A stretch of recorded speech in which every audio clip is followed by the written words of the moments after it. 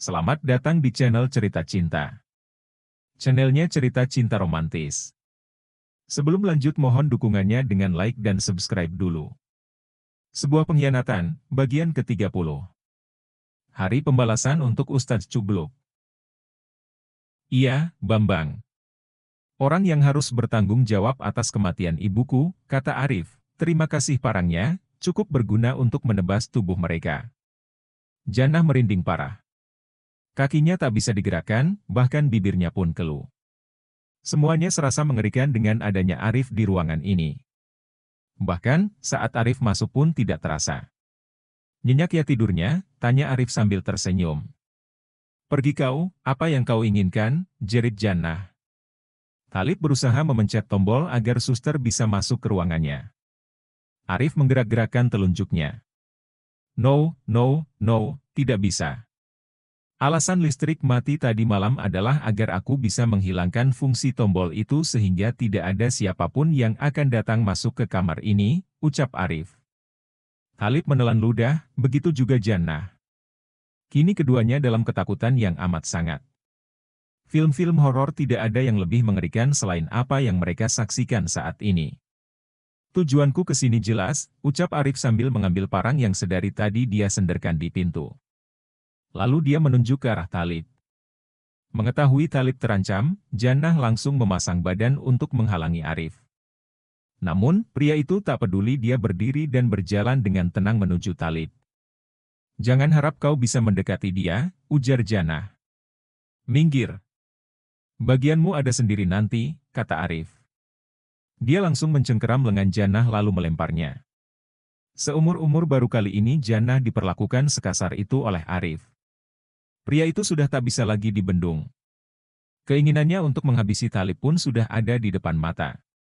Talib yang masih terpengaruh obat bius, tentu saja serasa lemah untuk bisa menggerakkan badannya, apalagi untuk bergerak. Alhasil sabetan parang mendarat ke tubuhnya. Arif sengaja tidak terlalu kuat menyabetkan parang tersebut, sehingga tidak terlalu dalam lukanya. Dengan tubuh yang masih lemah, Talib pun turun dari ranjang. Kini ada luka sabetan parang membujur di pundak dan dadanya. Selang dan jarum infus yang tadinya terpasang di lengannya pun terlepas. Jannah berusaha menarik lengan Talib agar bisa berdiri untuk kabur. Tolong! Tolong! Teriak Jannah berharap ada orang yang mendengarnya. Tubuh Talib gontai saat diseret oleh Jannah. Keduanya bersusah payah untuk menggapai pintu. Akhirnya pintu kamar pun terbuka, lalu keduanya berusaha untuk lari bersama. Arif dengan tenang mengikuti mereka sambil tetap dengan parangnya. Orang-orang yang menyaksikan Arif membawa parang tentu saja berteriak histeris. Mereka panik, bahkan sebagian mulai menghubungi pihak yang berwajib. Lain telepon oleh Arif diputus, sehingga para karyawan tak mampu menghubungi pihak security. Arif terus berjalan dengan tenang melewati orang-orang yang berlarian menghindari dirinya.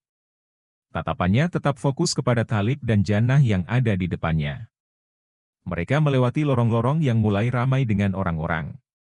Jannah terus berteriak minta tolong, hingga akhirnya beberapa security datang. Nahas bagi dua security yang datang. Saat mereka berusaha untuk menangkap Arif, dengan cekatan Arif mengayunkan parangnya. Orang-orang kian histeris melihat pemandangan tersebut. Untuk sesaat Talib dan Jannah menyaksikan aksi yang dilakukan oleh Arif tersebut. Mereka makin ngeri dan terus berlari. Arif mulai mempercepat langkahnya. Hingga akhirnya mereka terjatuh, karena bertabrakan dengan orang-orang yang lari ketakutan melihat aksi yang dilakukan oleh Arif. Arif pun makin mendekati keduanya. Jannah tak bisa lari lagi. Dia pun mengumpulkan kedua tangannya sambil memohon, kumohon, jangan. Jangan sakiti kami. Aku tahu hati kamu sakit, tapi bukan begini caranya. Mata Arif menatap mata Jannah yang berair. Jannah menangis. Sudah tidak ada cara lagi bagi Jannah sekarang, kecuali memohon belas kasihan mantan suaminya. Nyawanya sedang berada di ujung tanduk. Tiba-tiba Arif tertawa melihat ketakutan Jannah. Rasanya dia puas melihat mantan istrinya ketakutan sampai menangis seperti itu, mengiba agar tidak disakiti. Rasa yang dulu pernah dia rasakan saat mendapatkan tugas untuk menghabisi orang-orang tertentu. Rasa yang dulu ingin dia lupakan setelah mengenal Jannah. Tangan Arif diulurkan kepada Jannah. Talib hanya menyaksikan saja apa yang dilakukan oleh Arif. Arif mengangguk kepada Jannah. Perempuan itu agak ragu menerima uluran tangan mantan suaminya tersebut. Kau tahu aku tak akan menyakitimu, ucap Arif. Kau juga tahu bagaimana aku bertahan untuk bisa lepas dari rasa haus darahku. Apa kau tak menyadarinya? Kaulah yang mengubahku dari manusia yang haus darah menjadi manusia yang penyayang. Kau juga yang memberikanku kebahagiaan dengan lahirnya Halil, tetapi kenapa kau malah mengkhianatiku? Benak Jannah pun tiba-tiba dipenuhi segala hal yang membuatnya sadar. Dia sekarang merasa segalanya terhubung. Itulah sebabnya dulu Arif bertanya tentang makna kehidupan. Arif ingin lepas dari sifatnya ini. Saat itu juga timbul perasaan bersalah dalam diri Jannah, bahkan saat tangannya menggamit mantan suaminya. Arif mendekap dan mencium bibir mantan istrinya dengan ciuman yang hangat. Jannah menangis dalam ciuman hangat mantan suaminya. Waktu seakan-akan terhenti saat itu. Hanya beberapa detik saja ciuman itu, tetapi waktu serasa terhenti lama. Saat bibir mereka berpisah, Jannah masih berkaca-kaca. Dia menyesal. Maaf, maaf. Maaf, ucapnya, aku tidak tahu, aku mencintaimu, aku mencintaimu. Berhenti. Jangan bergerak, seru seorang polisi sambil menembakkan pistolnya ke udara, lalu dengan cekatan menodongkan pistol tersebut ke arah Arif. Jannah yang menyaksikan petugas yang berwajib tersebut kebingungan. Antara melindungi Arif atau melindungi Talib atau membiarkan saja semua terjadi. Duduklah.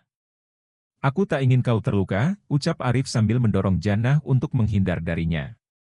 Jannah pun tersungkur ke lantai. Bersamaan dengan itu Arif melompat sambil parangnya mengarah ke tubuh Talib yang masih berada di lantai, karena jatuh tadi.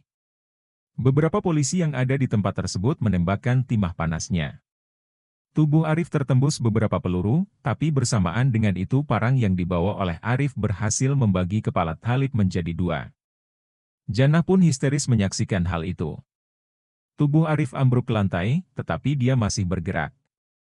Kepalanya menoleh ke arah Jannah. Mas Arif, Jannah menangis, maafin aku, kenapa Mas tidak cerita? Kenapa Mas tidak pernah cerita yang sebenarnya? Kenapa? Kesalahanmu, bukan? Aku, Yang, akan membalasnya, kata-kata terakhir Arif, sebelum dia menghembuskan napas terakhirnya. Jannah histeris. Dia kehilangan Arif. Dia merasa kehilangan dan sangat menyesal. Bahkan, sekarang pun dia tidak lagi mempedulikan Talib yang sudah menjadi mayat dengan kepala terbelah menjadi dua. Arif, yang dianggap sang psikopat oleh Jannah, kini telah ambruk, menghembuskan nafas terakhirnya.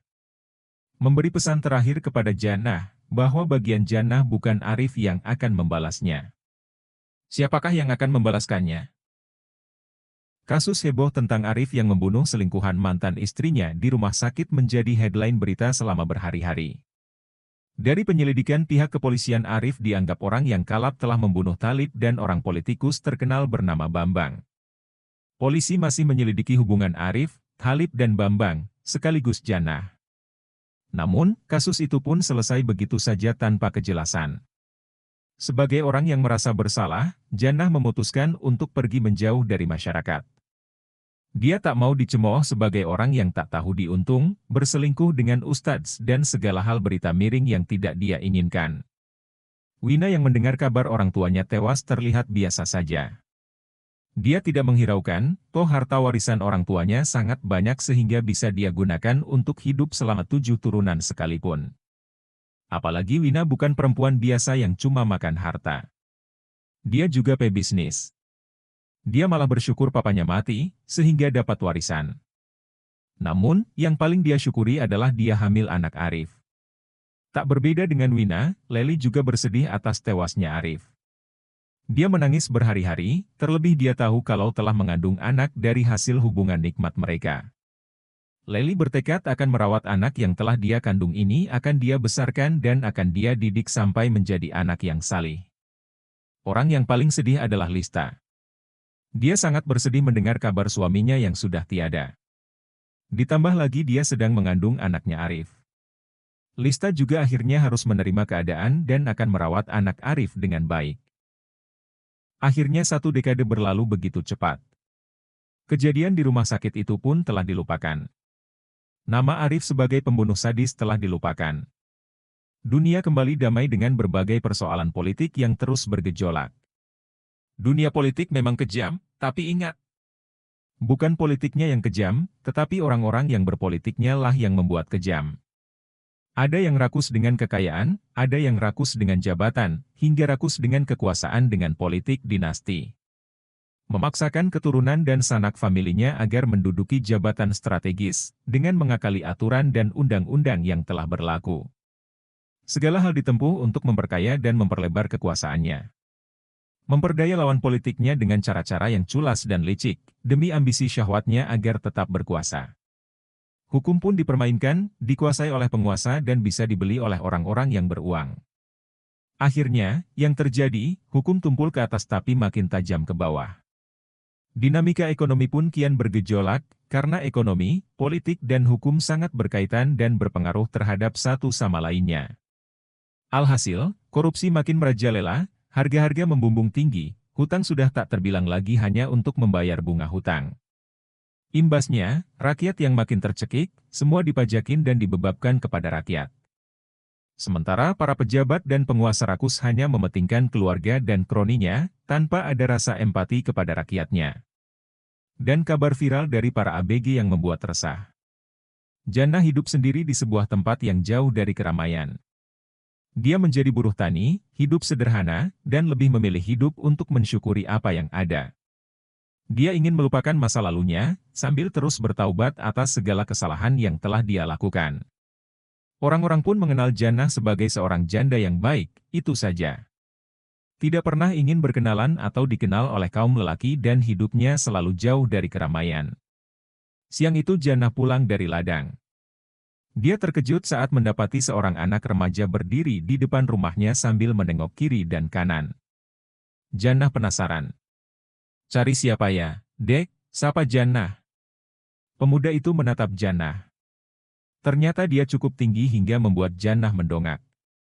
Pemuda itu tiba-tiba saja menggamit tangan Jannah lalu menciumnya. "Umi!" Akhirnya Halil menemukan Umi. "Kak Halil!" bersambung.